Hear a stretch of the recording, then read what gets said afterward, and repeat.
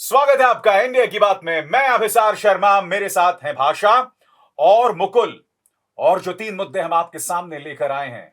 फिर लौटा ट्रंप का युग, क्या भारत को चिंता करनी चाहिए?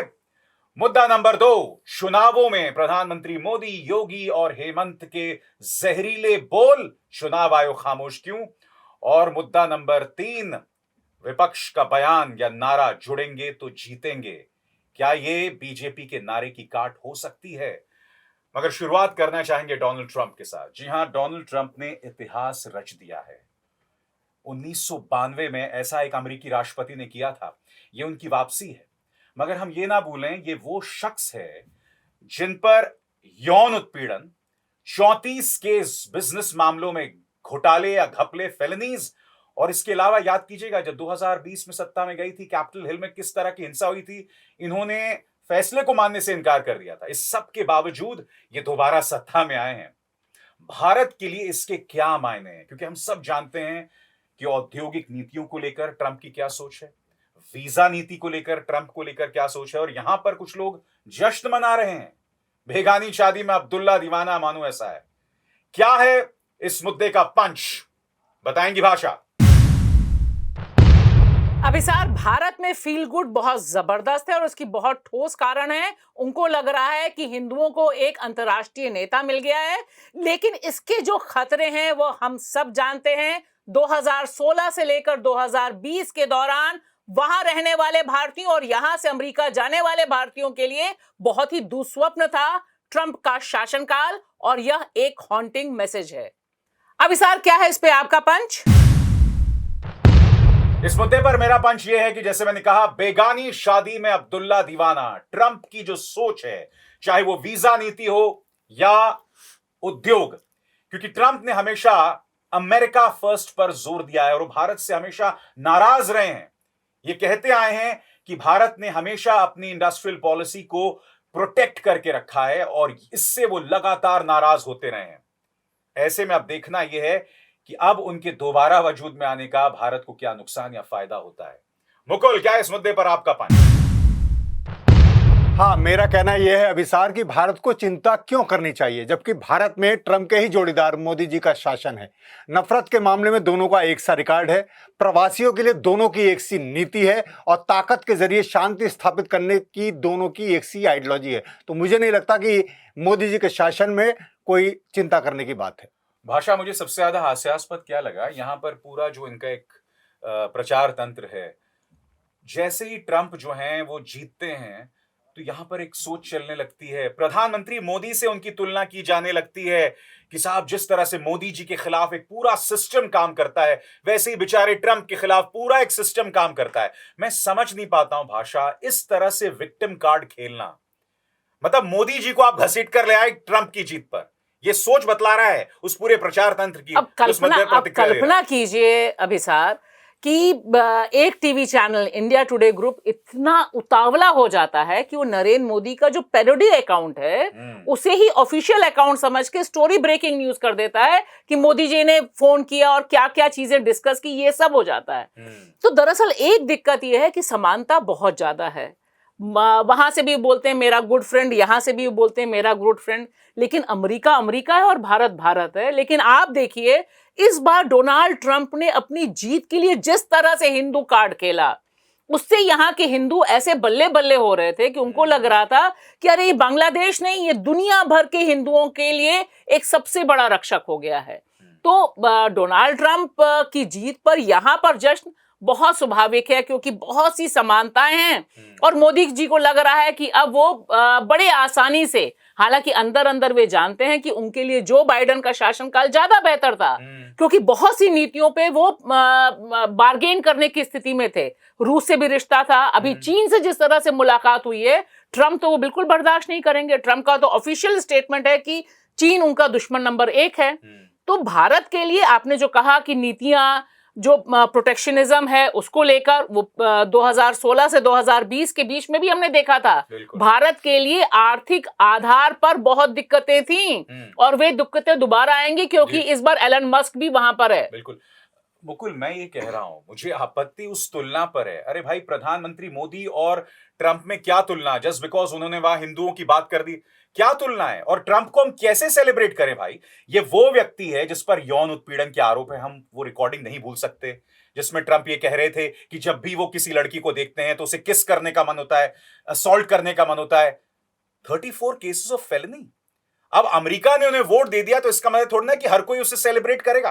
और हम सब जानते हैं मध्य पूर्व को लेकर भी उनकी क्या नीति है। तो कैसे सेलिब्रेट किया जाए इस शख्स को? सेलिब्रेट और तुलना की बात जहां तक अभिसार है, तुलना तो इसलिए भी की जा रही है क्योंकि नफरत के मामले में मैंने जैसे कहा दोनों का रिकॉर्ड एक सही है। वो वहां भी प्रवासियों को लेकर उनकी एक सी नीति है। नस्ल भेद जो है, नस्लवादी सोच जो है, जो पुरुषवादी सोच है महिलाओं के विरुद्ध, वो लगभग एक जैसी बीजेपी नेताओं और वो हिंदुत्ववादियों का जो पूरा है, तो वो उसी को देख रहे हैं कि भारत में मोदी और वहां ट्रंप। और एक और चीज, एक तुलना बताऊं मोदी जी ने उनके लिए वोट भी मांगा था। हाँ, वो तो था ही, एक ऐतिहासिक था वो तो मामला। मोदी जी कहते हैं कि मैं मोदी जी कहते हैं नॉन बायोलॉजिकल हूं, मुझे किसी मकसद के लिए उतारा गया है जमीन पर। उधर ट्रंप ने भी यही कहा जब उन पे हमला हुआ और वो बच गए कि मुझे भगवान ने दूसरा जन्म दिया है कुछ करने के लिए। तो दोनों अपना भगवान से ऐसा रिश्ता जोड़ रहे हैं बहुत करीब का, और वो कुछ बदलाव के लिए आ रहे हैं। जबकि हमें जान लेना चाहिए कि अमेरिका के लिए वाकई में अमेरिका फर्स्ट है, और उसकी विदेश नीति किसी मामले में कोई राष्ट्रपति बदल जाए वो नहीं बदलती और कड़ी ही हो सकती है।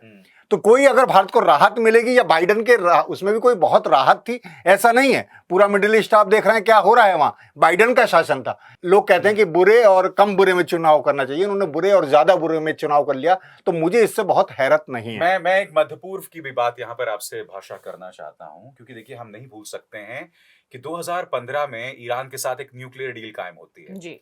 ट्रंप 2016 में राष्ट्रपति बनते हैं, उसे खत्म कर देते हैं। अभी कुछ ही दिनों पहले उन्होंने बेंजामिन नेतन्याहू को सलाह दी थी कि भाई तुम उनके परमाणु ठिकानों पर हमला करें जी। तो मैं आपसे समझना चाहता हूं, क्योंकि देखिए भारत की तो हम चर्चा जारी रखेंगे, मगर मध्य पूर्व के लिए भी उनकी मौजूदगी अपने आप में चिंता पैदा कर रही है। हालांकि उन्होंने कल अपने जीत के बाद भाषण में कहा कि लोग मेरे बारे में कहते हैं कि मैं जंग जो है छेड़ना चाहता हूं, I am here to end all wars. तो क्या उससे उम्मीद की जाए या इनकी पहले की सोच? लेकिन देखिए आपने जो कहा है एंड ऑल वॉर्स, मैं युद्ध शुरू नहीं करता खत्म करवाता हूं, ये उनके एग्जैक्ट वर्ड्स हैं। और इसमें देखिए जो उन्होंने इजराइल के बारे में कहा, हमें नहीं भूलना चाहिए, इसी चुनाव प्रचार में उन्होंने बिल्कुल साफ इंडिकेशन दिया कि भाई नेतन्याहू को कायदे से गाजा पट्टी को एक पिकनिक स्पॉट में तब्दील कर देना चाहिए, और साथ ही साथ वहां से पूरे फिलिस्तीनियों का सफाया कर देना चाहिए। और यह मैसेज बहुत क्लियर है जिस तरह से नेतन्याहू ने स्वागत किया। और आप देखिए इजराइल में जो पोस्टर लगता है, वह पोस्टर क्या है कि मेक इजराइल ग्रेट अगेन। ऊपर ट्रंप है, नीचे नेतन्याहू है। और इससे इस बात पर 100% श्योर हमें हो जाना चाहिए कि आने वाले दिन और भीषण जेनोसाइड के हैं, और कुछ नहीं चल रहा है वहां, कत्लेआम चल रहा है, जिसको खुद संयुक्त राष्ट्र की एजेंसी कह रही है कि 25,000 बच्चे मार डाले गए हैं फिलिस्तीन में। और आप देखिए कि यहां पर वो कहते हैं कि सफाया हो जाना चाहिए। सिर्फ इतना ही नहीं, वो कहते हैं कि मैं चाहता हूं कि इजराइल की राजधानी जेरूसलम हो जाए। ये बतौर वो तब कह रहे हैं जब वो राष्ट्रपति नहीं बने हैं, और सीधे सीधे कह रहे हैं कि मैं फुल सपोर्ट दूंगा। और दूसरे युद्ध के बारे में वह कहते हैं कि मैं फ्री में यूक्रेन को नहीं दूंगा। तो एक चीज दिखाई दे रही है कि एक युद्ध को वो दूसरे ढंग से समाप्त कर रहे हैं, और यहां पर वो पूरे के पूरे सफाए। और ईरान उनका दुश्मन नंबर 2 है, जिसे उन्होंने इस चुनाव प्रचार में बार बार दोहराया कि ईरान को मैं सबक सिखाऊंगा। उससे ऐसा लगता है कि एक बड़ी आशंका है। और ये चिंताजनक इसलिए है क्योंकि हम जानते हैं ईरान और इस्राइल के बीच तनाव जो है वो बहुत ज्यादा है। लौटते हैं दोबारा भारत की तरफ। मुकुल, यहां मैं आपसे जानना चाहता हूं, देखिए एक भारतीय का सपना भी होता है, कई भारतीयों का सपना होता है अमेरिका में जाके जो है नौकरी करें, वहां पर जाकर वो पढ़ाई करें। हम सब जानते हैं H-1B वीजा को लेकर ट्रंप की क्या सोच है। ऐसे में एक ऐसा व्यक्ति जो अमेरिका फर्स्ट की बात करता है, और ये अमेरिका फर्स्ट भारत के व्यापारिक हितों के भी खिलाफ आता है, तो स्वाभाविक सी बात है उनकी मौजूदगी भारत के लिए चिंता की बात है। नहीं, भारत के लिए चिंता की बात एक बृहत्तर स्तर पर तो है, लेकिन हम ये वीजा को लेकर क्यों ऐसी चिंता कर रहे हैं जब हमारे देश में ही अमृतकाल चल रहा है। मेरा कहना दूसरा है, जब प्रवासियों को लेकर हमने इतना हंगामा खड़ा कर दिया है, झारखंड में चुनाव का मुद्दा बना दिया है महत्वपूर्ण कि यही मुद्दा है घुसपैठिए घुसपैठिए, तो वहां अमेरिका में भी घुसपैठिए कितने पकड़े गए, और वो गुजरात इसमें सबसे अव्वल है जो पकड़े जा रहे हैं अवैध तौर पर घुसने में। वैध तौर पर तो घुसे हुए हैं ही अमेरिका में। तो जब हमारे देश में अमृतकाल चल रहा है, वहां पूरा अमेरिका में जब मोदी जी होता है, तो उन सबको बुलाइए। मुझे नहीं लगता कि बाहर जाने की जरूरत है, अब भारत में ही स्वर्ग है और भारत में ही वो करना चाहिए। लेकिन मुझे लग रहा है अभिसार कि ये एक बड़ा टसल पॉइंट बनेगा। दो वजहें हैं, क्योंकि पिछला ये जो चुनाव चल रहा था वहां पे जो कुछ परिचित हैं जिनसे मैंने बातचीत की, तो उनके ऊपर सबसे बड़ा जो एक इम्पैक्ट था, जो डर था ट्रंप के आने का, अगर आप नक्शा उठा के देखिए तो भारतीयों का एक अच्छा खासा हिस्सा, जिसमें दलित डायस्पोरा भी बहुत तगड़ा है, उन सब ने वोट नहीं दिया है ट्रंप को, है ना। तो ये एक जो डिटेल्स आए हैं, उनके दिमाग में है कि पिछली बार 2016 से लेकर 2020 उनके लिए इतना खौफनाक काल था। अनगिनत लोगों के ऊपर वीजा की जो मार थी वो थी, काम करने वाला जो एक पूरा का पूरा राइट मिलता है उस पर जिस तरह से कुठाराघात हुआ था, और साथ ही साथ जिस तरह का नस्लवाद बढ़ा था उस दौरान, जो हिंसा का पूरा दौर बढ़ा था, नौकरियों से जो छटनी थी। तो और अभी ये हम जितना भी हम और आप और मुकुल कह लें कि अमेरिका जाने की जरूरत क्या है, जैसा मुकुल ने कहा, सबका ड्रीम लैंड अमेरिका है। और इसमें दो चीजें सबसे बड़ी साबित हुई हैं इन चुनाव में। वह ड्रीम लैंड ऐसा है जो भीषण रूप से एंटी वुमेन है, यानी वहां पर पितृसत्ता इतनी तगड़ी है। यहाँ इंदिरा गांधी हो सकती है, बगल में आप खालिदा जिया और शेख हसीना को देख सकते हैं, इधर बेनजीर भुट्टो को देख सकते हैं।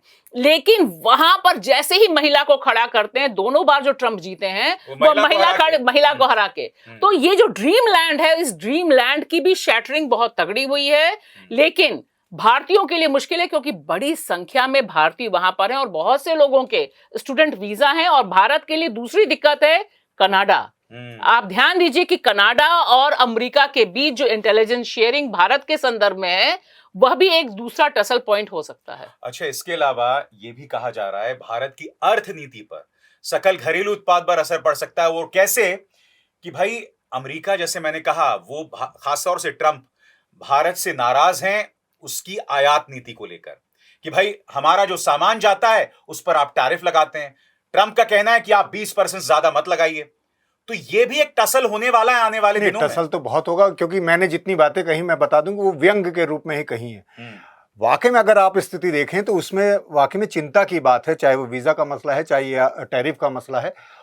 तो उसमें भारत की मुश्किलें बढ़ेंगी। अभी कैसे वो, पर यहाँ जो है मुश्किलें बढ़ेंगी भारत में ही घरेलू। उसमें मुश्किलों से ना ट्रंप को कोई मतलब है ना मोदी जी को मतलब है। यहाँ दूसरे ही मुद्दे होते हैं, बटेंगे तो कटेंगे, घुसपैठिए, नफरत का ये जहर है। यहाँ इन सब बातों पर चिंता या विचार करने की ना सरकार को फुर्सत है, ना मीडिया में कोई इसका डिस्कशन है, सिर्फ और सिर्फ जय जयकार है। मैं यहाँ पर कोट करना चाहता हूँ शशांक मट्टू को। उनका कहना है भाषा, ट्रंप की नजर में भारत कारोबारी नियमों का बहुत ज्यादा उल्लंघन करता है। वो अमेरिकी चीजों पर भारत का बहुत बड़ा टैरिफ लगाना पसंद नहीं करते। ट्रंप चाहते हैं कि उनके देश से आयात होने वाली चीजों पर 20% तक ही टैरिफ लगे। उसके आगे वो भी कहते हैं, कुछ अर्थशास्त्रियों का अनुमान है कि अगर ट्रंप की टैरिफ नियम लागू हुए तो 2028 तक भारत की जीडीपी में 0.1% की गिरावट आ सकती है, 0.1% की गिरावट आ सकती है। और भारत और अमेरिका के बीच में जो 200 अरब डॉलर का कारोबार होता है, उस पर इसकी असर पड़ेगी और भारत को इसका काफी नुकसान पहुंचेगा। तो बहुत ही साइंटिफिकली ये खतरों का एक अंदेशा बना हुआ है। हाँ, और पिछली बार भी हमने देखा था कि किस तरह से भारत और अमेरिका के बीच के जो रिश्ते हैं, वो एक मोटरसाइकिल का लंबा चौड़ा एग्जाम्पल हम सबके हार्ले डेविडसन का हमारे सामने है। लेकिन उससे भी बड़ी बात है जिस तरह से यहाँ पर कृषि उत्पादों पर उनकी नजर है, और वे नहीं चाहते कि भारत सरकार यहाँ के किसानों को मदद दे, सब्सिडी दे, क्योंकि उनका कहना है कि इसकी वजह से भारत में ये जो उत्पाद होते हैं ये सस्ते हो जाते हैं और अमेरिका अपने उत्पाद यहाँ पर कायदे से नहीं बेच पाता, जो बहुत पुराना WTO का टसल है भारत का। तो एक चीज तो यह भी देखनी होगी मोदी सरकार को कि फाइनली वो किस तरह से भारत के इंटरेस्ट को, क्योंकि देखिए फाइनली ट्रंप सबसे बड़ी पहचान है कि वो एक बिजनेसमैन है, एक उद्योगपति हैं, और उस उद्योगपति के साथ दुनिया का सबसे ताकतवर पर्सन, सबसे अमीर व्यक्ति एलन मस्क है। एलन मस्क अपनी दूसरे ढंग की कब्जा वाली नीतियों के लिए जाने जाते हैं, और उन्होंने, आप याद कीजिए कि भारत में मोदी जी से मुलाकात कैंसिल कर दी थी, क्योंकि उनको लग रहा था कि उनको जिस तरह की छूट मिलनी चाहिए थी अपने ईवी के लिए, वो नहीं मिल रही थी। तो ये एक बड़ा पैमाने पर भारत के लिए व्यापार करना और भारत की कंपनियों का वहां व्यापार करने में बहुत मुश्किल पड़ने वाला। एक तरह से ट्रंप के अडानी है, कहा जा सकता है। ज्यादा बड़े हैं। अडानी जी तो मोदी जी के मंच पे नहीं जाके डांस करते हैं, ये डांस भी करते हैं। और यहाँ पर जिसके लिए बात भी थी कि इन्होंने $1 मिलियन का स्कीम भी रखी थी, एक जुआ भी रखा था कि आप वोट दीजिए और हम इतना आपको पैसा देंगे। चलिए, अब हम रुक करना चाहेंगे अपने दूसरे अहम मुद्दे का। महाराष्ट्र और झारखंड के चुनाव चल रहे हैं। प्रधानमंत्री नरेंद्र मोदी अपने भाषण में क्या कहते हैं? प्रधानमंत्री कहते हैं कि आपकी बेटियों को घुसपैठियों को दे देंगे। घुसपैठियों को लेकर एक पूरा डॉग विसल, एक कॉम्युनल डॉग विसल, सांप्रदायिक तौर पर भड़काऊ बयान दिया जाते हैं। इसमें कौन कौन शामिल होता है? इसमें आपके योगी आदित्यनाथ, हेमंत बिस्व शर्मा, ये इरफान का राज हो जाएगा, हमें वोट दे दो। सारी हदें पार की जा रही हैं। चुनाव आयोग पूरी तरह से खामोश है। क्या यही राजनीति बीजेपी को करनी आती है?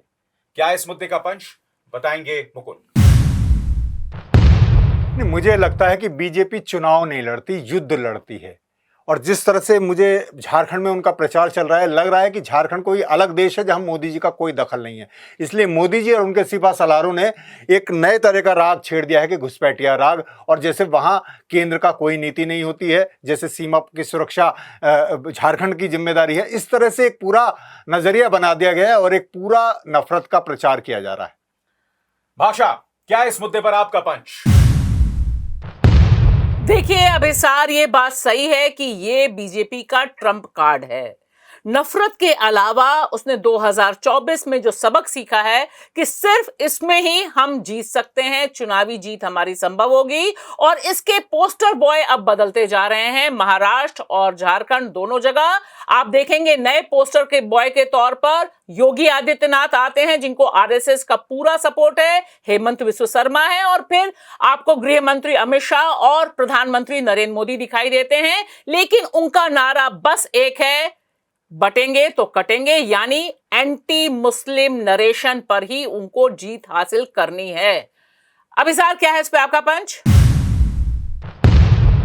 यह कहीं ना कहीं भारतीय जनता पार्टी का मानसिक दिवालियापन दिखाता है। हरियाणा में प्रधानमंत्री मोदी पूरी तरह से गायब रहे, 3 या 4 बमुश्किल रैलियां, वहां जीत मिल गई। अब प्रधानमंत्री वापसी कर रहे हैं दोनों राज्यों में, महाराष्ट्र और झारखंड। मगर वापसी कैसे कर रहे हैं? इस तरह के बयानात देके। मुख्यमंत्री आदित्यनाथ और हेमंत बिस्व शर्मा की रैलियों में उनका 90% भाषण देखिए, यही जहर उगलना। यानी कि राजनीति के नाम पर भाजपा सिर्फ ये परोस सकती है, जो अपने आप में कितना शर्मनाक है। भाषा देखिए, जो प्रधानमंत्री कहते हैं बेटी रोटी माटी घुसपैठी को दे देंगे, मतलब क्या प्रधानमंत्री इस देश की जनता को मूर्ख समझते हैं? अरे वो घुसपैठी कहां से आए? 11 साल से बीएसएफ अर्धसैनिक बल किसके रिपोर्ट कर रहे थे सीमा पर? और सबसे बड़ी मजेदार बात है कि झारखंड की तो सीमा भी जो है वो विदेश से नहीं मिलती है। तो इसका मतलब आप ये कहना चाह रहे हैं कि आप ट्रकों में भर के वहां से लाए, क्योंकि असम से लाए क्या? हेमंत सोरेन ने सही जवाब पूछा है कि क्या असम से भेजे गए थे? और जिस तरह से ये दुष्प्रचार है ना, दरअसल देखिए पूरी कोशिश है कि जो बहुमत है, आदिवासी जो बहुमत है, उसको ये खौफजदा कर दिया जाए। और बेटी जैसी चीज, आप सोचिए कि सेंटिमेंट को भी एक्सप्लॉइट करने की कोई सीमा नहीं है बीजेपी में। और इसमें जिस तरह से देश के प्रधानमंत्री इतने निम्न स्तर पर जाकर एक खौफ पैदा कर रहे हैं कि भाई तुम्हारे इसको ले जाएंगे, वो ये भी नहीं जानते हैं कि झारखंड में बेटियां जो होती हैं, यानी आदिवासी लड़कियां हैं, उनको संपत्ति नहीं मिलती है। इसका मतलब है आप उससे शादी करके उसकी जो एंसेस्ट्रल प्रॉपर्टी है उसे नहीं ले सकते, वहां सरना कोड लागू है। लेकिन सवाल है कि ये सब तो सच है ना, वो तो झूठ और नफरत पर जीतते हैं। लिहाजा खतरा बहुत है अभिसार, क्योंकि वो लगातार ये पैदा कर रहे हैं कि जिस तरह से कब्जा हो रहा है, इसका काउंटर नरेशन अभी जमीन पर उस तेजी से नहीं हो पा रहा है। उसकी हम चर्चा करेंगे। आप जानते हैं भाषा मुकुल, अक्सर मेरे कमेंट सेक्शन में और शायद आप लोगों के यूट्यूब कमेंट सेक्शन में भी लोग अक्सर कहते हैं, यार आप सिर्फ मोदी जी की आलोचना करते हो, राहुल की आलोचना नहीं करते हो। अरे अगर राहुल नफरती बयान देगा, हम कटघरे में रखेंगे ना उसको। प्रधानमंत्री है मेरे, फॉर गॉड सेक। वो प्रधानमंत्री कभी ये कहते हैं तुम्हारी भैंसियां दे देंगे घुसपैठियों को, कभी वो कहते हैं तुम्हारा मंगलसूत्र दे देंगे। क्या मैं गर्व करूं ऐसी सोच पर? क्या मैं गर्व करूं? अगर राहुल गांधी ऐसा कुछ नफरती बोलेंगे मुकुल, तो हम कटघरे में रखेंगे ना उनको। हमारे प्रधानमंत्री है फॉर गॉड सेक, ऐसा व्यक्ति जो दुनिया की धनी पार्टियों में से है, सारा प्रचार तंत्र आपके पास है, सारी एजेंसीज आपकी जेब में, फिर भी आपको जहर और नफरत का सहारे की पड़ती है जरूरत। तो वो उनका आजमाया हुआ नुस्खा है। अब वो देख रहे हैं, और जब भी तो अमेरिका की जैसे जिक्र किया, वो देख रहे हैं कि अंतरराष्ट्रीय स्तर पर भी और राष्ट्रीय स्तर पर भी ये एक कारगर नुस्खा है। आप नफरत की बात करो, नफरत के बाद भी आपको जब जीत मिल रही है तो फिर और कोई काम करना क्या जरूरी है, और इससे ही जीत मिलेगी। तो जहां विपक्षियों का शासन है वो वहां इस तरह की लैंग्वेज इस्तेमाल करते हैं। जहां हरियाणा में इस तरह का नहीं हुआ क्योंकि वहां उनकी अपनी सरकार थी। तो वही मंगलसूत्र की बात, भैंस खोलने की बात, अब रोटी माटी बेटी इस सब से जोड़ दिया उन्होंने। तो मुझे अब हैरत होनी बंद हो गई है दरअसल। अब कितना कहें, और चुनाव आयोग वो बिल्कुल खामोश रहता है। और राहुल की तुलना तो भाई, राहुल एक तो प्रधानमंत्री नहीं है हमारे, दूसरा वो ऐसे नफरती बयान नहीं दे रहे। अगर वो देते तो उनकी भी आलोचना होती है, उनकी भी नीतियों की आलोचना हुई है। मनमोहन सरकार में क्या मनमोहन सरकार की आलोचना नहीं हुई है? हुई है, तमाम हुई है।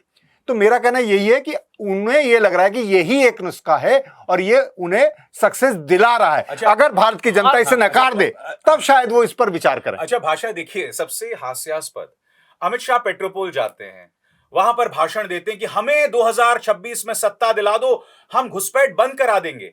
आप जनता को मूर्ख समझते हो। अर्धसैनिक बल किससे रिपोर्ट करते हैं भाई?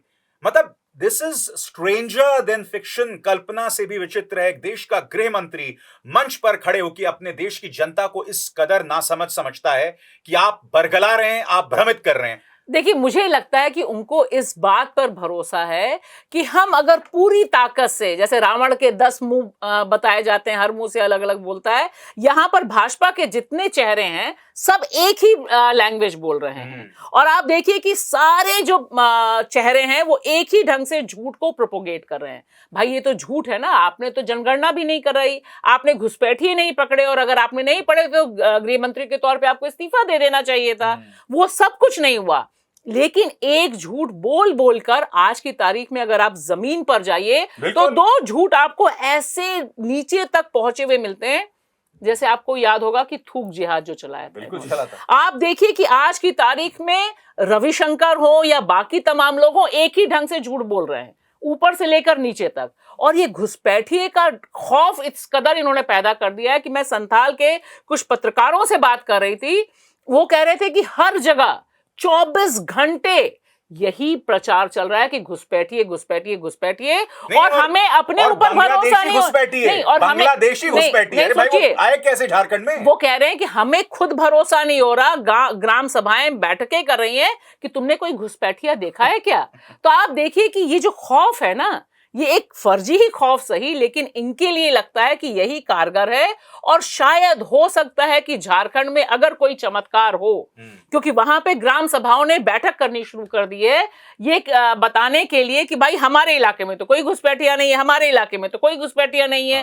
तो ये अगर इफेक्टिवली कर पाते हैं तो हो सकता है कि इसका कोई काट हो। तो जिस खौफ का जिक्र यहाँ भाषा कर रही है, वो खौफ आदिवासियों के स्तर पर, मगर व्यापक स्तर पर जाइए तो हिंदू खतरे में है। और मैं जो अक्सर कहते रहता हूं कि देखिए, ये सोच मध्य पूर्व में कट्टर मौलवियों की थी, इस्लाम खतरे में। जिस चीज से तुम सबसे ज्यादा नफरत करते थे, आज तुम वही हिंदुओं पर लागू कर रहे हो कि हिंदू खतरे में। 11 साल से तुम सत्ता में हो मगर फिर भी हिंदू खतरे में। यही महाराष्ट्र में इनका राग है और वही झारखंड में इनका राग है। तो इससे अच्छा तो हम मनमोहन शासन में थे, जब ना हिंदू खतरे में था ना मुसलमान खतरे में था। तो ये अच्छा, एक मैं और चीज अभिसार बता दूं, ये एक तथ्य की बात, आंकड़े की बात, क्योंकि आंकड़ा 2024 का तो नहीं है मेरे पास। 2020 में इसी संबंध में लोकसभा में सवाल पूछा गया कि कितने बांग्लादेशी घुसपैठिए हमारी देश में हैं। तो उस समय के गृह राज्य मंत्री ने जवाब दिया कि 1,10,000 घुसपैठिया हमारे देश में हैं। और वो घुसपैठिया भी कैसे, वो कह रहे हैं कि वो वैध वीजा लेकर आए थे, उनका वीजा खत्म हो गया, कोई नहीं गया, कोई किसी वजह से। ऐसा नहीं, सीमा से ऐसे नहीं आए, सीमा पर कुछ हजार, कुछ हर साल 1,000 2,000 ऐसे पकड़े गए। 1,10,000 का जो आंकड़ा बताया, उसी समय बंगाल में जो उनके बीजेपी के अध्यक्ष थे, क्योंकि 21 में चुनाव होना था, उन्होंने कहा 2 करोड़ घुसपैठिया है और 1 करोड़ बांग्लादेशी घुसपैठिया बंगाल में है। तो इनका नरेशन हर चुनाव में बदलता रहता है। तो आप 1,10,000 में आप 2 लाख कर लीजिए, 2 लाख घुसपैठिया, वो भी वो जो वीजा से आए थे और काम के उसमें जुड़ गए। दूसरा एक तथ्य और बताऊं, जो ये करोड़ों वो बताते हैं, दूसरा तथ्य ये है कि बांग्लादेश घुसपैठिया जब हम कहते हैं तो आपको याद रखना चाहिए कि बांग्लादेश से केवल मुसलमान ही नहीं आते, पर ये मुसलमानों के खिलाफ एक खतरा बता रहे हैं। बड़ी संख्या में हिंदू बांग्लादेशी भी आए हैं, जिनके लिए सीएए का राग अलापा गया कि हम उन्हें नागरिकता देंगे बिना कागज के। तो ये जो हिंदू वो आए हैं, तो एनआरसी में सबसे ज्यादा वही चपेट में आए। तो आप जो बता रहे थे मुसलमानों का खतरा, वो तो और भी कम है। हिंदू जो आए हुए हैं, आप उन्हें नागरिकता देने की बात करते हैं, अब आप उन्हें घुसपैठे करके निकालेंगे क्या? और दूसरे आंकड़ों की हम यहाँ बात कर रहे हैं भाषा, तो देखिए प्रधानमंत्री ने बगैर नाम लिए लव जिहाद की भी बात कर दी जी, है ना। और आपका अपना गृह मंत्रालय क्या कहता है? जब केरल के एक सांसद ने पूछा था तो उन्होंने कहा था कि लव जिहाद जैसा कोई शब्द हम परिभाषित नहीं करते, नंबर 1। नंबर 2, ऐसे कोई आंकड़े ही नहीं है लव जिहाद के। तो आप आधिकारिक आंकड़ों पर बात कीजिए भाई। आप कोई अमित मालवीय के 2 रुपये जो ट्रोल्स होते हैं उससे आप जुदा हैं। आप हमारे सम्मानित प्रधानमंत्री हैं, आप अपने गृह मंत्रालय के आंकड़ों का सहारा लेकर बात कीजिए ना। लेकिन देखिए दिक्कत यह है कि आंकड़े तो ये गलत कितने पेश करेंगे, संसद में पेश करने बहुत मुश्किल हैं। और दूसरी बड़ी बात मुझे लगता है संसद में इन्हें इसलिए भी सच बोलना पड़ता है क्योंकि जैसे ही ये कहेंगे कि घुसपैठिए ज्यादा आ गए, लव जिहाद हो गया, आदि इत्यादि हो गया, तब इनको यह भी बताना पड़ेगा कि दरअसल इनकी मशीनरी क्या कर रही थी। लेकिन मुझे लगता है कि आज की तारीख में आंकड़ों वाकड़ों की कोई जरूरत नहीं है अभिसार। दरअसल ये नफरत का इंजेक्शन है, बिल्कुल, जो मल्टीप्लाई होता जाता है ऊपर से लेकर नीचे तक। कहा था ना जर्मनी में कि एक झूठ को 10 बार 100 बार बोल वो सच हो जाता है। ये वही सोच है। तो पूरा गॉबल्स की थ्योरी है। ये थ्योरी आज से नहीं है, यही मैंने देखा था। अगर आप आजाद भारत को जब आजादी मिल रही थी तो उस वक्त जो हिंदू महासभा आरएसएस की सोच थी वो वही सोच थी कि गांधी के बारे में झूठ बोलते रहो, झूठ बोलते रहो, झूठ बोलते रहो। और वही फिर एक पॉपुलर। और देखिए इसमें सबसे बड़े दुख की बात है कि एक आदिवासी बहुल राज्य झारखंड और वहां जो आदिवासी अस्मिता है और वो जो एक खुलापन उस समाज में है, आप उसकी हत्या कर रहे हैं। You are killing the innocence of Jharkhand. और वहां के जो आदिवासी पूरे देश में काम करते हैं, जाते हैं, उनके डेवलपमेंट के लिए आपके पास एक शब्द नहीं है अभिसार। आप यहां ये बताने जा रहे हैं अरे आदिवासी बेटियों की चिंता तुम क्या करोगे?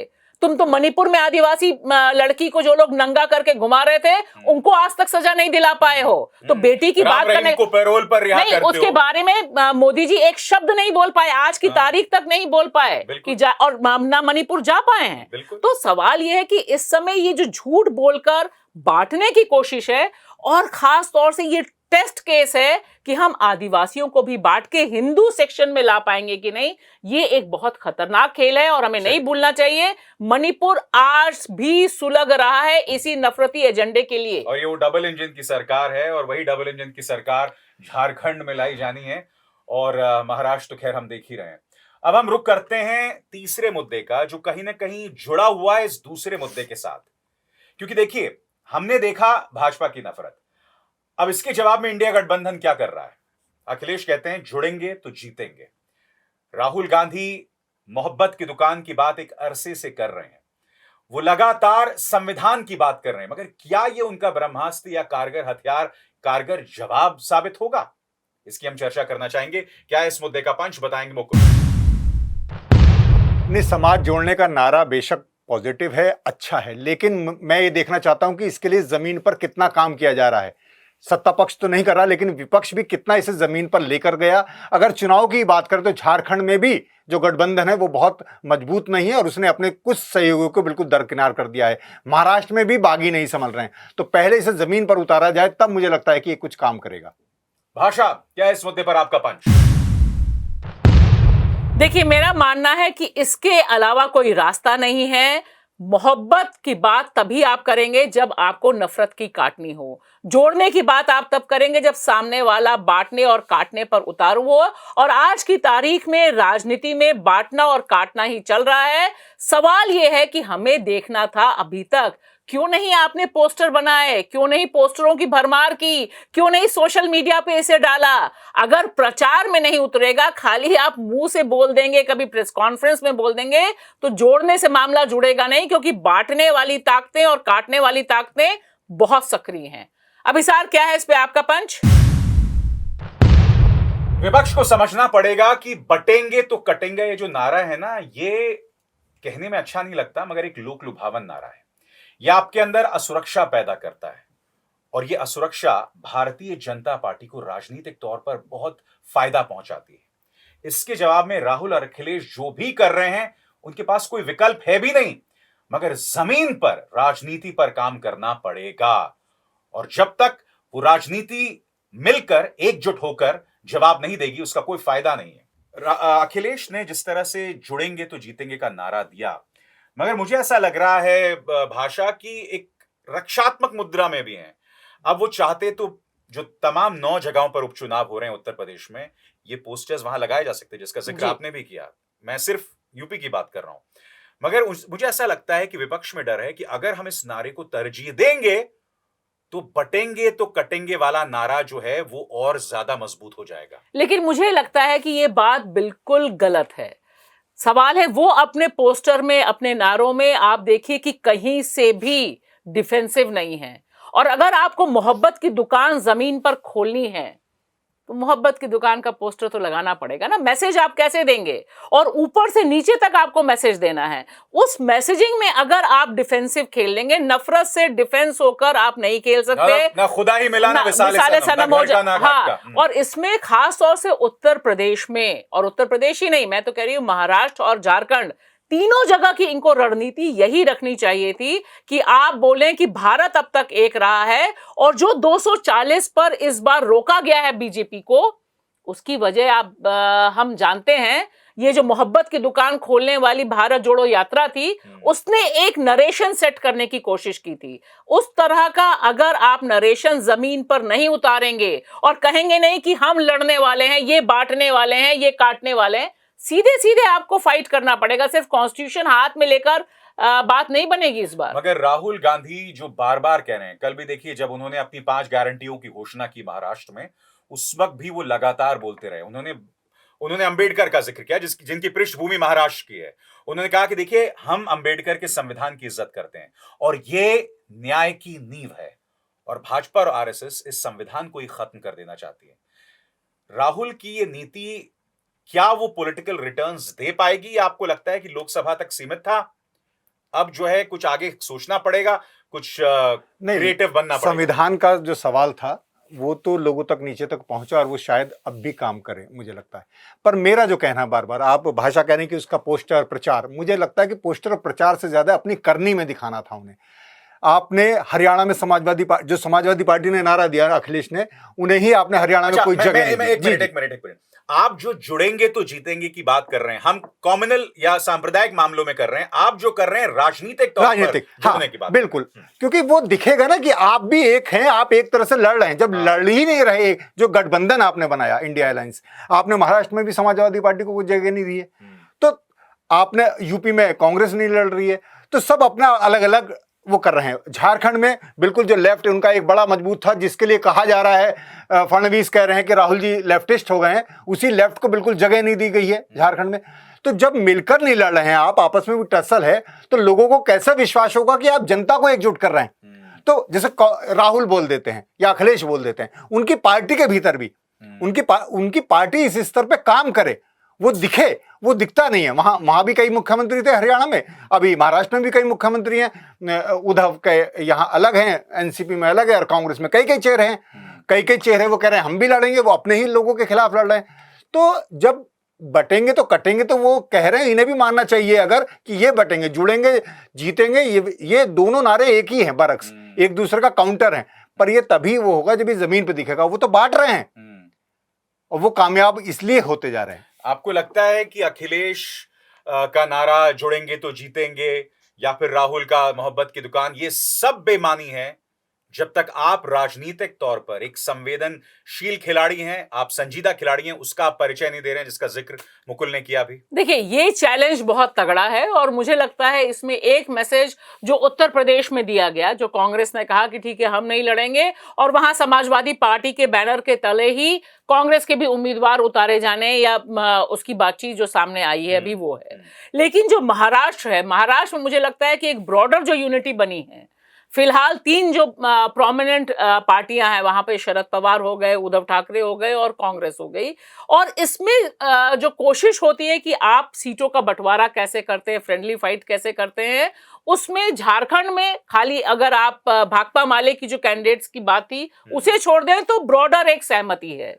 मेरा मानना है कि आपकी इंटरनल जो कॉन्फ्लिक्ट है उसको मीडिया कैसे प्ले कर रहा है। एक तो बड़ी बात ये कि बीजेपी में जब सर पुटवल होता है तो खबरें नहीं आती हैं, लेकिन कल जिस तरह से घोषणा पत्र जारी हुआ और उसमें सारे दल एक साथ थे, वो दिखाई दे रहा था। आज की तारीख में इनके लिए जरूरी यह है कि एक सेंट्रल स्लोगन जारी करें, जैसे आप कह रहे हैं कि मोहब्बत की दुकान इनकी है। उससे पहले आपने जो जिक्र किया, इन्होंने जो 5 गारंटियां जारी की, अरे आप कौन से दिन जारी कर रहे हो? जिस दिन अमेरिकी राष्ट्रपति चुनावों के नतीजे हैं। ये कौन सोचता है इनके यहाँ? तो मुझे आप कायदे से आज आपको वो बैठक बुलानी थी जिसमें एक मंच पर राहुल, उद्धव, शरद पवार थे। आपने कब किया? उस वक्त जब मीडिया ने उसको कवर भी नहीं किया। हाँ, बिल्कुल अंदर के पेज में गया। मतलब अगर अखबारों की बात करें और टीवी चैनल्स ने तो बिल्कुल भी डिस्कस नहीं किया। जबकि बहुत इंपॉर्टेंट था कि राहुल गांधी दीक्षा भूमि गए नागपुर में, क्योंकि नागपुर इसलिए चुना गया था क्योंकि वहीं से दरअसल लड़ाई महाराष्ट्र की है। वहां पे आरएसएस ने अपने जीने मरने का पूरा का पूरा केंद्र बना दिया है इन चुनाव को, कि उसे हर हाल में जीतना है। 2025 में उसके 100 साल पूरे हो रहे हैं, इसीलिए इन्होंने नागपुर ढूंढा दीक्षा भूमि की। अंबेडकर ने जो फाइट दी थी वो फाइट, लेकिन आप देखिए कि मीडिया में आपकी प्रेजेंस नहीं है, आपके पास वो सोचने वाले लोग नहीं है कि भाई कैसे आप प्रचार करेंगे। और सीधी सीधी बात है कि इस नारे को अगर आप पॉपुलर इंटरनलाइज नहीं करते, अपने अंदर जो मुकुल कह रहे हैं आत्मसात करना और दूसरा लोगों तक भी पहुंचाना कि हाँ इसकी काट है। मोहब्बत की दुकान का प्रचार हुआ था अभी सर, तभी एक मोहब्बत की दुकान चली थी। लोगों तक पहुंचे भी तो लोग तो ये मान के चल रहे हैं ना कि मैं खतरे में हूं, और अगर मैंने बीजेपी को वोट नहीं दिया तो मुगलों का राज आ जाएगा। ये सब लोगों के जहन में, लोग बहुत गंभीरता से बात करते हैं, तो संदेश तो बहुत दूर की बात है। बहुत बहुत शुक्रिया मुकुल, और भाषा आपका इंडिया की बात में बस इतना ही। अभिसार शर्मा को दीजिए इजाजत, नमस्कार। स्वतंत्र और आजाद पत्रकारिता का समर्थन कीजिए, सच में मेरा साथी बनिए। बहुत आसान है दोस्तों, इस ज्वाइन बटन को दबाइए और आपके सामने आएंगे ये 3 विकल्प, इनमें से एक चुनिए और सच के इस सफर में मेरा साथी बनिए।